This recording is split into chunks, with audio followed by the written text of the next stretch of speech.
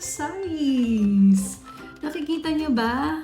I'm so excited. Dahil na naman tayo dun sa kanta natin.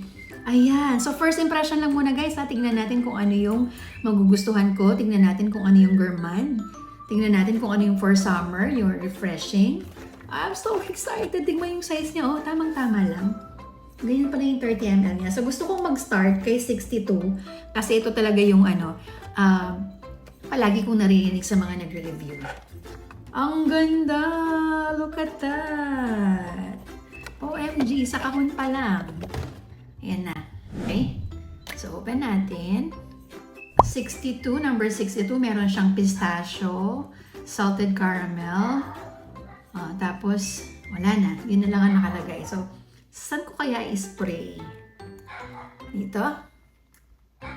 Ay, naku, nanghihinayang ako. Ay! Wow!